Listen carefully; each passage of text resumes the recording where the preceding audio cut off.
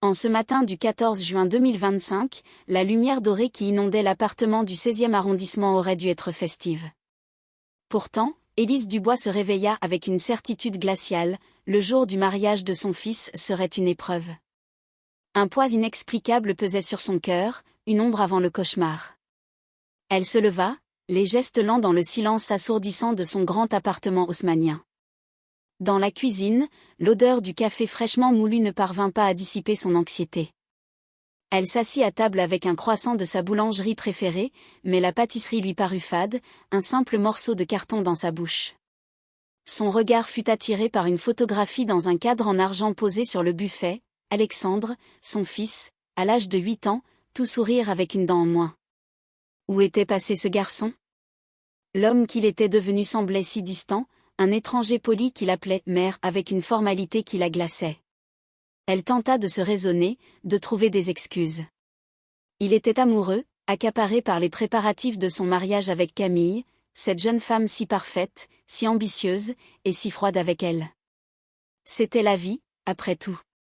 Le téléphone sonna, la faisant sursauter. C'était Hélène, son amie de toujours. Et alors, prête pour le grand jour, lança la voix vive de l'autre côté du fil. Élise força un sourire dans sa voix. « Bonjour, Hélène. »« Oui, j'essaie de m'y préparer. »« Et n'oublie pas ce que je t'ai dit sur Camille et son obsession pour l'argent, » continua Hélène, sans détour. « Ce don que tu leur fais, c'est de la folie, Élise. »« Alexandre l'aime, Hélène. C'est tout ce qui compte. » « Et ce don, c'est ma façon de leur assurer un avenir serein, » répondit Élise, plus pour se convaincre elle-même que son amie. Il y eut un silence, puis la réplique cinglante d'Hélène, « Un avenir serein, ou une cage dorée que tu paies de ta liberté ?» Après avoir raccroché, Élise se sentit encore plus seule. Les mots d'Hélène la veille au téléphone résonnaient en elle, « L'amour ne doit jamais être une transaction, Élise. Fais attention à toi. » Cette phrase semblait maintenant prémonitoire. Pour chasser ses doutes, elle se dirigea vers son bureau, une pièce élégante aux murs couverts de livres. D'un coffret en marqueterie, elle sortit les documents du virement bancaire. Le montant, une suite de zéros qui donnait le vertige, était étalé sur le papier officiel. C'était le fruit de toute une vie de travail, des années de sacrifice après la mort de son mari pour bâtir un empire immobilier, pour que son fils ne manque jamais de rien. Sa main trembla en effleurant la signature qu'elle devrait apposer après la cérémonie. C'était plus qu'un cadeau, c'était sa vie entière qu'elle offrait. Elle referma le coffret avec un soupir, repoussant le malaise qui menaçait de l'engloutir. Il était temps de jouer son rôle, celui de la mère heureuse et généreuse. Elle posa les documents et se dirigea vers la salle de bain, prête à commencer les préparatifs. Elle s'arrêta un instant devant le miroir, ignorant que l'image qu'elle s'apprête à y découvrir n'est pas la sienne, mais celle du monstre que quelqu'un a fait d'elle. Le cri ne sortit pas. Face au miroir, ce n'était pas son reflet, mais une inconnue au crâne nu, profanée, une effigie de la cruauté qui venait de voler son identité. Un courant d'air froid caressa sa peau exposée, la faisant frissonner.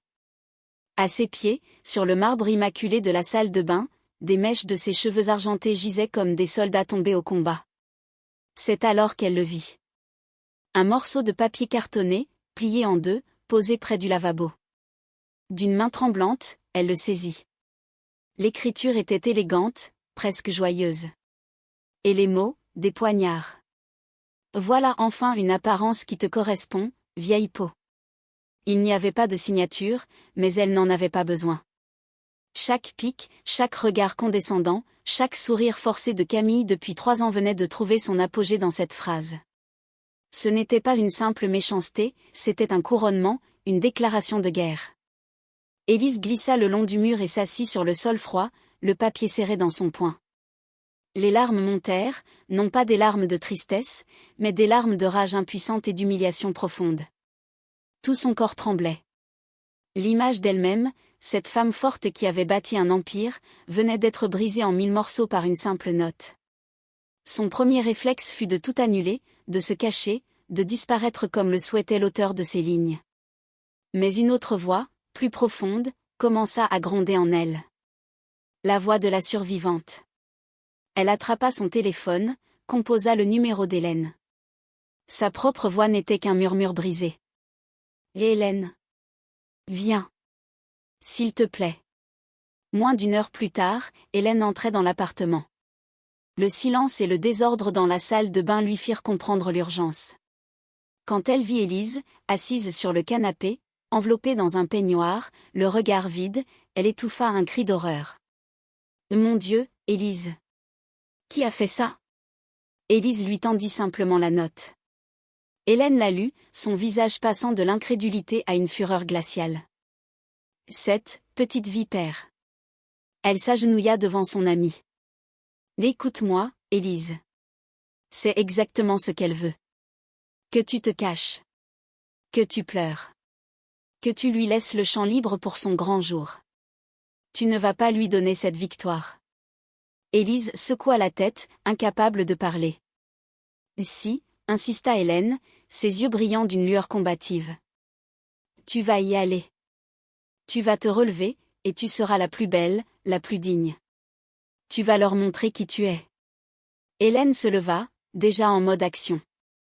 Elle sortit son téléphone et composa un numéro. « Allô, Jean-Luc ? C'est Hélène Chevalier. J'ai une urgence absolue pour vous. Il me faut le meilleur, et tout de suite. » 2 heures plus tard, l'appartement était devenu un salon de coiffure improvisé. Jean-Luc, le meilleur perruquier de Paris, travaillait avec une concentration d'artistes. Quand il posa la perruque, une chevelure magnifique aux reflets argentés, si naturelle qu'elle semblait être la sienne, Élise se regarda à nouveau dans le miroir. L'inconnu humilié avait disparu. À sa place se tenait une femme élégante, au regard dur comme l'acier. Une reine en exil, prête à reconquérir son trône. Elle se leva et se dirigea vers sa garde-robe. Elle ne choisit pas une robe discrète, mais une création Chanel d'un bleu profond, une armure de soie qui soulignait sa prestance. Dans la Mercedes qui filait vers le château, Élise ne voyait pas la beauté de la campagne française qui défilait par la fenêtre. Son esprit était un tourbillon. Chaque kilomètre la rapprochant du lieu de la fête la dépouillait d'une illusion. Le masque de la mère aimante était en place, mais en dessous, la fêlure avait laissé place à une détermination de fer. Elle n'allait pas à un mariage. Elle se rendait sur le front. La voiture s'arrêta devant l'entrée majestueuse du château. En descendant, Élise ajusta sa perruque, un geste presque imperceptible. Le conte de fées était terminé, la guerre venait de commencer. Élise traversa les jardins somptueux du château, un sourire poli figé sur les lèvres. Pour les invités qui la saluaient, elle était la mère de l'heureux marié, en réalité, elle était un fantôme arpentant le lieu de son propre assassinat émotionnel. L'air était doux, parfumé par des centaines de roses et le son d'un quatuor à cordes flottait non loin, mais Élise n'entendait rien de tout cela. Elle répondait aux félicitations par des hochements de tête, des remerciements murmurés, chaque mot une performance épuisante. Elle avait besoin d'air, de silence, d'un instant pour rassembler les morceaux de sa contenance qui menaçaient de se briser. Elle s'éloigna de la foule et trouva refuge près d'une colonnade de pierres blanches, à l'écart, d'où elle pouvait observer sans être vue. C'est là qu'elle entendit la voix de son fils. Alexandre était caché derrière un pilier, parlant à voix basse dans son téléphone, mais dans le calme relatif du jardin, sa voix portait jusqu'à elle. « Encore quelques heures, mon amour, juste quelques heures », disait-il avec une tendresse écœurante qu'elle ne lui connaissait plus. Elle est là, elle joue son rôle à la perfection. Elle ne se doute de rien. Dès que j'aurai l'argent de ma mère sur le compte, on plaque tout. Camille aura ce qu'elle mérite, et nous deux, nous serons libres. Il y eut une pause. Pour ma mère ? Ne t'en fais pas. On trouvera une bonne maison de retraite, un endroit chic. Elle a de la chance, la plupart des vieilles finissent bien plus mal. Elle sera mieux là-bas, de toute façon. Chaque mot fut un poignard qui s'enfonça lentement dans le cœur d'Élise. Le mépris dans la voix de son fils était le même que celui qu'elle avait vu dans ses yeux depuis des mois. La prémonition du matin n'était plus une angoisse vague, mais une certitude monstrueuse. Le sol sembla se dérober sous ses pieds. Chancelante, elle recula, tournant le dos à la voix qui venait de la rayer de la vie de son propre fils.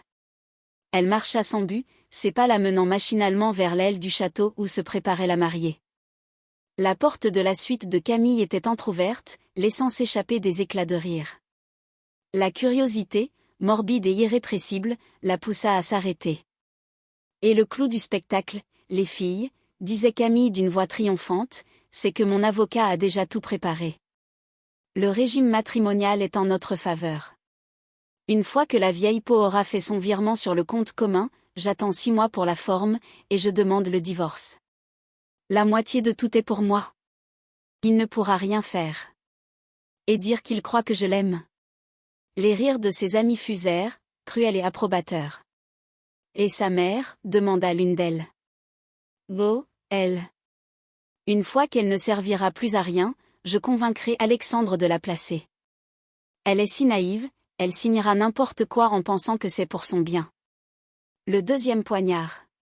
Celui-ci, plus brutal encore, anéantit les derniers vestiges de l'amour maternel qui luttait pour survivre. Élise recula, le souffle coupé, et se réfugia dans une roseraie à proximité. La beauté des fleurs, leur parfum délicat, tout lui semblait une insulte. Elle s'assit sur un banc de pierre, le monde tournoyant autour d'elle. C'est à cet instant que Clara Moreau, l'organisatrice du mariage, la trouva. La jeune femme, voyant le visage dévasté d'Élise, ne posa aucune question. Elle s'approcha simplement et lui tendit un verre d'eau fraîche. « Madame, dit-elle doucement, il fait très chaud. Prenez soin de vous. » Ce simple geste de bonté, cette étincelle d'humanité dans son cauchemar, eut l'effet d'un électrochoc. Il lui rappela qu'un monde existait au-delà de la trahison de sa famille. Au loin, elle vit Alexandre et Camille se disputer à voix basse, leurs gestes saccadés trahissant leur animosité. La vision solidifia sa décision. La victime venait de mourir, la juge venait de naître. Elle sortit son téléphone. Ses mains ne tremblaient plus de peur, mais d'une fureur glaciale et contrôlée. Le premier appel fut pour son notaire. « Jacques ? C'est Élise Dubois. Annulez le virement prévu aujourd'hui pour le compte de mon fils.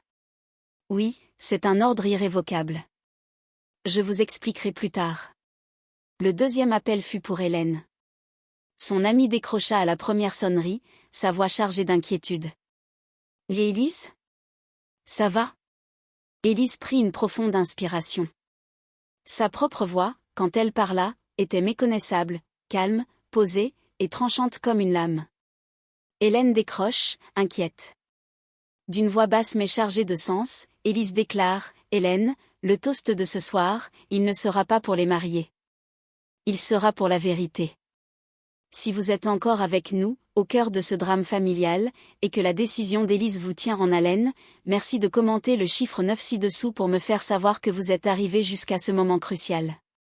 Et si vous n'êtes pas encore abonné, je vous invite vivement à le faire et à activer la cloche pour ne manquer aucun développement de cette histoire.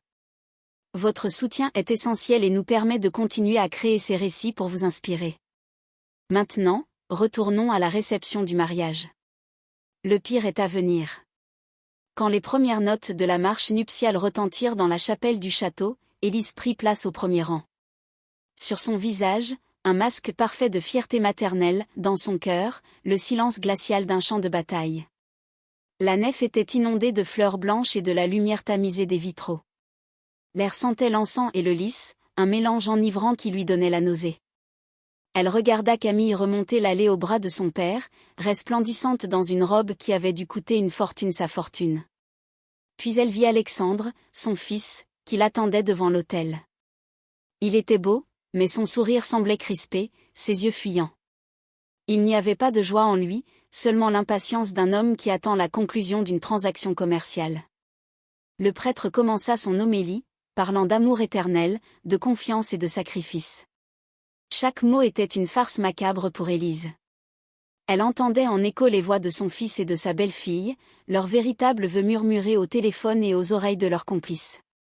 Quand ils se dirent oui, un frisson la parcourut. Ce simple mot, censé sceller une union, n'était pour eux que le déclenchement d'un compte à rebours vers la trahison finale. Elle les observait, non plus comme une mère, mais comme une anthropologue étudiant des prédateurs dans leur habitat naturel. Elle vit le regard triomphant que Camille lança discrètement à ses amis, la main nerveuse d'Alexandre qui cherchait celle de sa nouvelle épouse comme pour se rassurer que le butin était à portée de main. Pendant l'échange des alliances, Elle sentit le poids de son propre solitaire, celui que son défunt mari lui avait offert. Le leur était un cercle de mensonges. Le sien avait été une promesse. Le vin d'honneur se tenait dans les jardins à la française du château. Le soleil de juin était doux, les bouchons de champagne sautaient dans un bruit festif et les rires des invités se mêlaient à la musique d'un orchestre de jazz.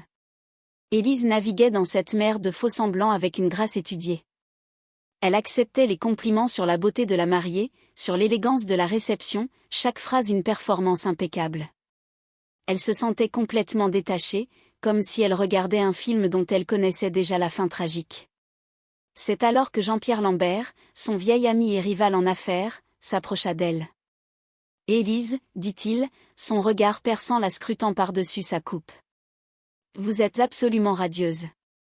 Mais pardonnez ma franchise, il y a quelque chose dans votre regard aujourd'hui, une sorte de résolution. » Élise esquissa un sourire fin.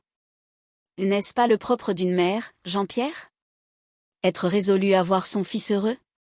Il plissa les yeux, non convaincu. « Si, bien sûr.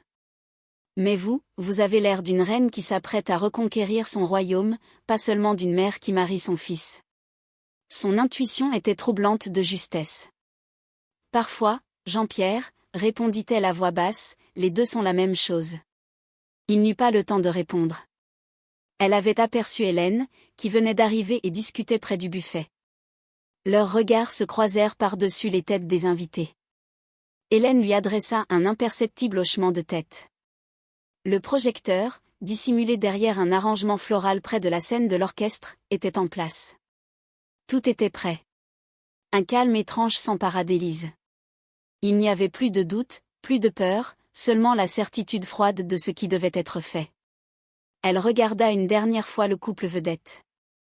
Alexandre riait un peu trop fort à une plaisanterie. Camille rectifiait un pli invisible de sa robe, le centre de son propre univers. Ils étaient si absorbés par leur triomphe imminent qu'ils ne sentaient pas le sol se fissurer sous leurs pieds. Le moment était venu. Comme s'il avait lu dans ses pensées, Alexandre se détacha de son groupe et se dirigea vers elle, sa coupe de champagne à la main, son visage rayonnant d'une fausse affection filiale. Il s'arrêta devant elle, l'ignorant de toute la supercherie qu'il représentait. « Maman, dit-il, sa voix assez forte pour être entendue des invités proches, tout le monde attend. Tu nous ferais l'honneur de porter un toast ?» Élise lui offrit son plus doux sourire, un chef-d'œuvre de duplicité qui surpassait de loin les siens. Elle posa sa main sur son bras. « Avec le plus grand plaisir, mon chéri. » Le piège était sur le point de se refermer. Élise s'avança vers le micro.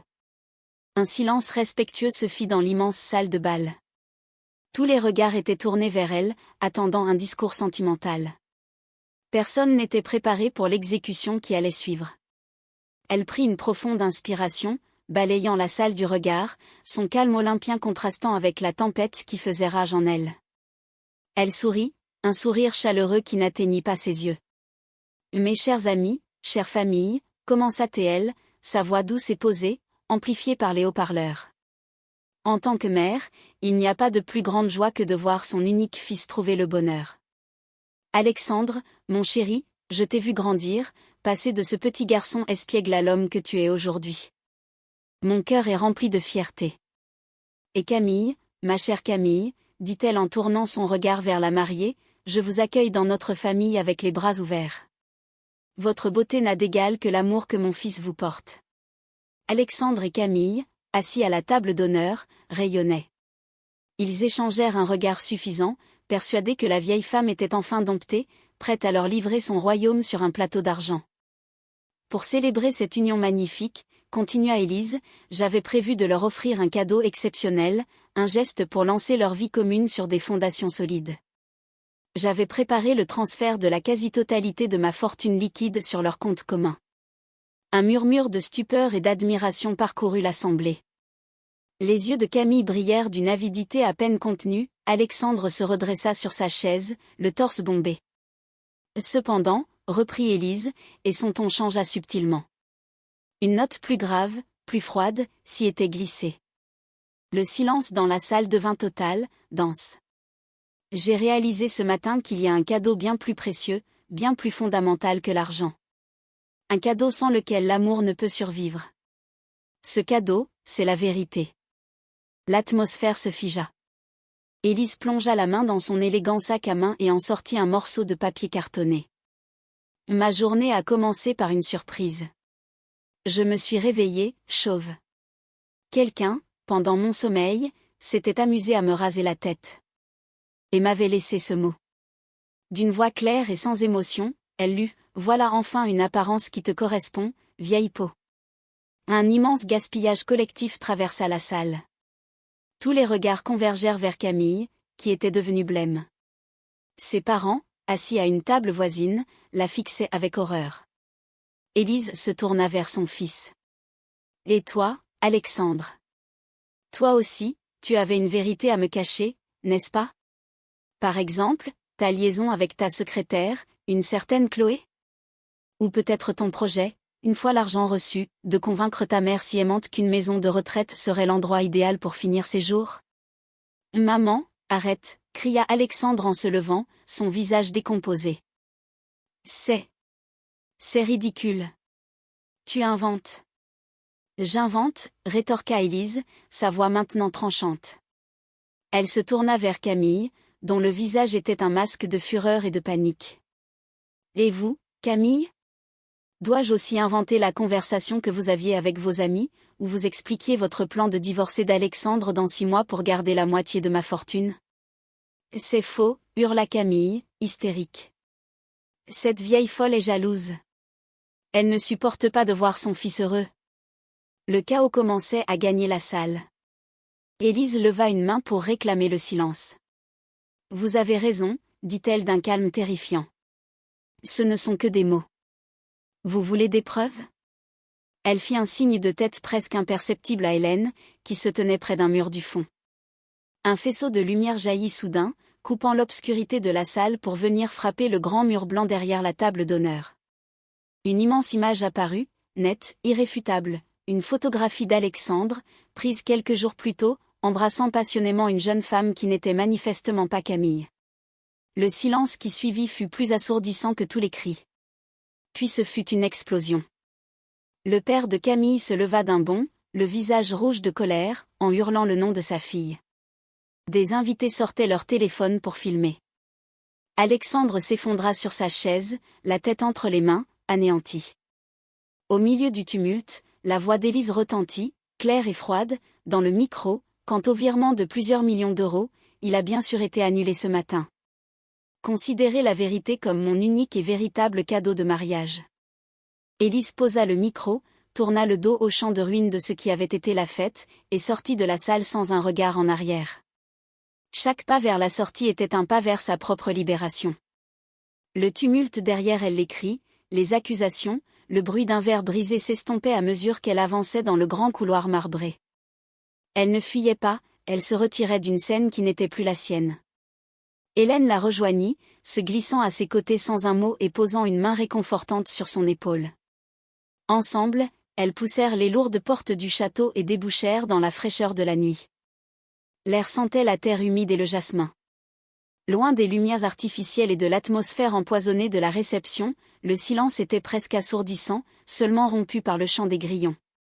Élise s'arrêta près d'une fontaine, le clair de lune se reflétant dans l'eau. Elle regarda son image floue, celle d'une femme élégante coiffée d'un mensonge. D'un geste lent et délibéré, elle retira la perruque, laissant le vent nocturne caresser son crâne presque nu. Une sensation de liberté pure, exaltante, la traversa. Pour la première fois de la journée, un vrai sourire, fatigué mais sincère, étira ses lèvres. La guerre était finie. Elle avait gagné. 2 ans plus tard. Le soleil de Provence inondait la terrasse d'une lumière éclatante. Élise, vêtue d'une simple robe en lin, était assise devant un chevalet, ajoutant une touche de lavande à une toile représentant les collines du Luberon. La maison qu'elle avait achetée, une vieille bastide en pierre entourée d'oliviers, était son sanctuaire. Elle avait vendu le grand appartement parisien et tous les souvenirs douloureux qui y étaient rattachés. Ici, il n'y avait que la paix, la couleur et la créativité. Ses journées étaient rythmées par la peinture, le jardinage et la gestion de sa fondation, Renaissance, qu'elle avait créée avec l'argent destiné à son fils. La fondation aidait les femmes veuves de plus de 50 ans à créer leur propre entreprise. Chaque semaine, elle recevait des lettres de remerciement, des histoires de vie transformées. C'était là, sa véritable richesse. Hélène, venue passer la semaine, sortit sur la terrasse avec 2 verres de vin rosé frais. « C'est magnifique, dit-elle en regardant la toile. Tu n'as jamais aussi bien peint. C'est que je n'ai jamais été aussi libre, répondit Élise en posant ses pinceaux. Elles s'assirent dans des fauteuils confortables, sirotant leur vin en silence pendant un moment, profitant de la vue. J'ai eu des nouvelles de Paris, dit finalement Hélène, avec une légère hésitation. Élise la regarda, son expression sereine. Alexandre ? Hélène hocha la tête. Jean-Pierre m'a dit que sa dernière tentative d'entreprise a fait faillite. Il a dû vendre son appartement. Chloé, sa maîtresse, l'a quitté depuis longtemps, dès qu'elle a compris qu'il n'y avait plus d'argent à prendre. Il est seul, maintenant. Elle marqua une pause. Quant à Camille, après un divorce houleux et coûteux, elle a disparu de la circulation. Une connaissance l'aurait aperçue travaillant comme vendeuse dans une boutique de luxe. L'ironie. Élise resta silencieuse, son regard perdu sur les collines violettes au loin. Il y avait en elle une pointe de tristesse, non pas pour l'homme qu'Alexandre était devenu, mais pour le petit garçon qu'il avait été. C'était le deuil final d'une mère, une cicatrice qui ne disparaîtrait jamais tout à fait, mais qui ne lui faisait plus mal. Elle n'éprouvait ni joie ni satisfaction de leur déchéance. Leur cupidité avait simplement suivi son cours logique et les avait détruits. Le soleil commençait à descendre, peignant le ciel de teintes orangées et roses. Hélène regarda son amie, dont les cheveux gris, courts et naturels, brillaient dans la lumière du soir. « J'aime tes cheveux comme ça, dit-elle doucement. Ils sont si, toi. » Élise porta la main à sa tête, un geste maintenant plein d'assurance et de fierté. Elle sourit, un sourire apaisé qui venait du plus profond de son âme. « C'est moi, Hélène, dit-elle. » Enfin. Et dans ce simple mot, il y avait toute la promesse de sa nouvelle vie, une vie qui lui appartenait enfin, entièrement.